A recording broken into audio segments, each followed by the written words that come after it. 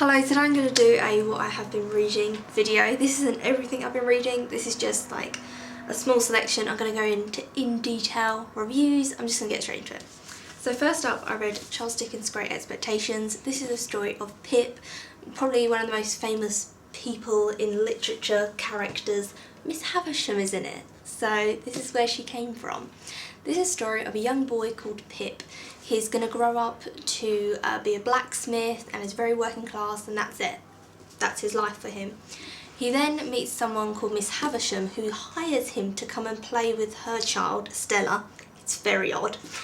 And Miss Havisham is of course a jilted bride who is slowly decaying, and the room around her is decaying, and the detail and description of that in the book is, it's genius. There's no other word. It's fantastic. And so she pays him and whatever, and then Estella, Miss Havisham's child, starts making fun of Pip because he's working class, and from that point in the book he decides that he is going to be a gentleman. He's going to make something of himself. He's going to change his class. And so then a little bit more in the book, someone gives him the Great Expectations, and someone says, I'm going to pay for you to become a gentleman, but you are never going to find out who I am. Not till years and years later. So that happens. So Pip goes to London, becomes a gentleman, has all this lavish wealth. It's about the class system and how he can't fit in with his old family now because he's changed class. It's really interesting, all of that. And you assume Miss Havisham has given him the money, and you're kind of trying to work out why Miss Havisham has made this working class boy into a gentleman. What does she want with him? And it's so good. Don't read reviews on it, or don't even watch booktube videos, because there are so many spoilers and you can really be spoiled with this book. Go in blind. So what I've said is a really rough basis of the book, but there is so much more. There's a lot of twists, there's a lot of unexpected things that you couldn't really foresee. The writing's fantastic. I absolutely 100% loved this. I read it for university because I've got to study it, and I just think it's just a genius book. There's so many different subplots going on, and the way they interlink together at the end,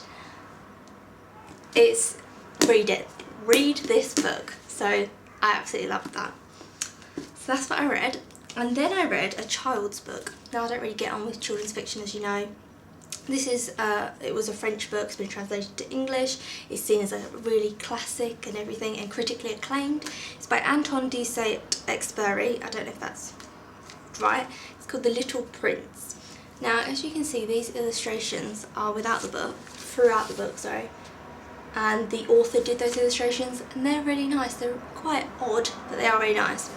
This is about a little prince who meets an explorer, and he's basically telling the explorer about all the planets he's visited, and the planets stand for different people within our society. So you've got like a businessman who rules one planet, you've got a working class person who lives on another, you've got an alcoholic, bizarrely, who lives on another, and loads of different people. And it's really the adult world seen through a child's eyes, and you can see the hypocrisy of our world and how ridiculous some things are, and it's really interesting. My favourite one is when he met the alcoholic, who in the book they call him a tippler, and the little prince says to him, why do you drink? And the tippler says, to forget. And he said, to forget what? And it's like, that I'm ashamed of drinking, and it's kind of the circle of addiction, and I found that really interesting.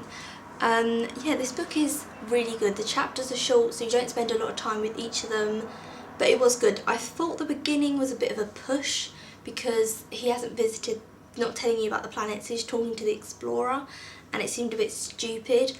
I think this isn't a children's book though, because as a child I would not have got, there's a lot of subtlety, a lot of adult themes, I wouldn't have got that.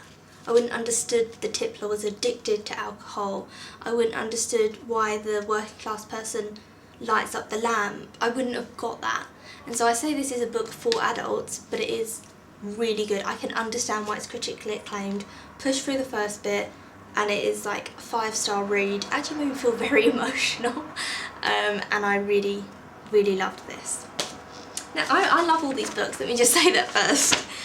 Next up is a short story that I had to do, probably see I've like written all over it, for uni, and it's by Kazuo Ishiguro, who I know on booktube people love him, and it's his short story A Family Supper. And I'm not really going to tell you too much what it's about. I'm just going to say, please read this. This is really good. It's about culture, and it's about if you're raised in one culture and then you move to a different country, what culture are you? Do you fit into it? It's kind of got that theme in it. It's got how people's traditions are very dangerous.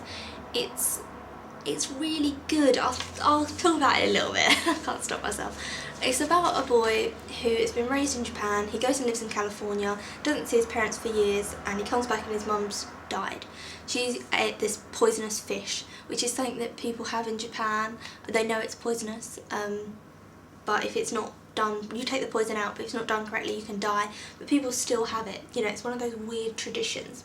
So he goes back to talk to his sister and his father, you know, and it's about how awkward the relationship between his father, who is so Japanese, and really that is his culture, that is his life, that is everything. Nothing goes without going through that, you know.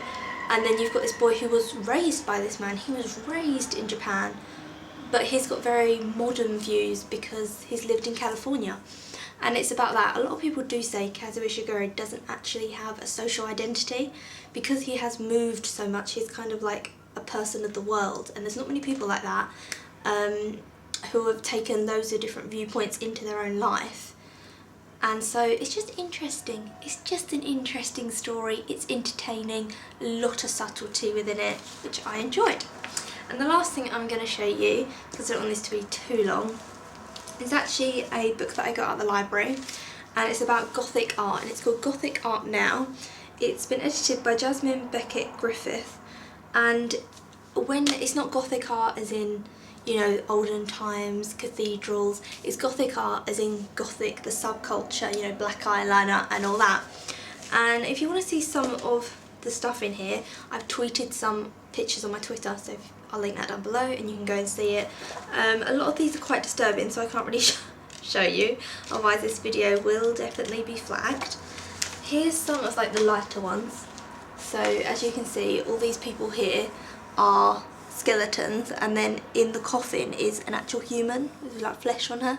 So it's just loads of really surreal stuff like that. That's taken from The Bride of Frankenstein. And I do think goth as a subculture is actually quite intelligent. When you actually talk to someone who is goth,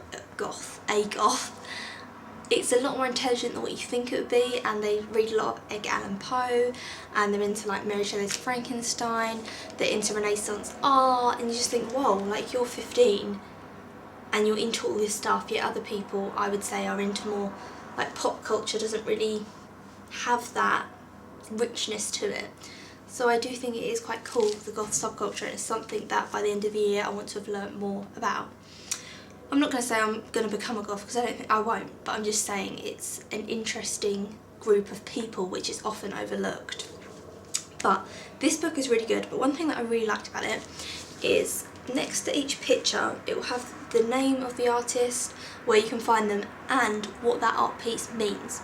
So I'll look at an art piece and I'll think it means something, and then you'll read what the artist says it's about, and it'll be something completely different. And I found that very interesting because they don't do that in art books. Art is supposed to be subjective, it's whatever it means to you. And so that's why you never normally see the artist's interpretation of what they want you to feel. They don't write it down. They normally say, if you can't find it within the picture, then I'm not going to tell you, because art speaks for itself. And I get that, I understand it if you're at a gallery and stuff like that, but sometimes you want to understand what the artist is portraying, you want to get into that. I, for example, haven't suffered domestic violence, so if something was about domestic violence, I might not read that into it because I haven't had that experience with on this earth, and so I'd have to be told what it's about, do you know what I mean? And so I like that this book explains that. I think that's what all art books should do, in my opinion, but I understand people don't enjoy it, but I do, so that's why I really like that book. And so I definitely recommend. I got this at the library, but I might actually go and buy it because the pictures are just so weird and so intelligent, and yeah, they're just great. They're just also very emotional. I literally can't show you any. I was flicking through like what ones. No, this video will get flagged. Anyway, I'll show you the front cover. There's that girl and her like lips are like sewn together. yeah, that's a really cool book, and I love the explanations to it and everything. So that's it. That's the end of today's what I have been reading. I hope you enjoyed it. I'll do another one really soon because I have loads more books to review. It's just because I can't edit it. I don't want these videos to be too long. So I'm going to end it here, and I will see you soon for another video.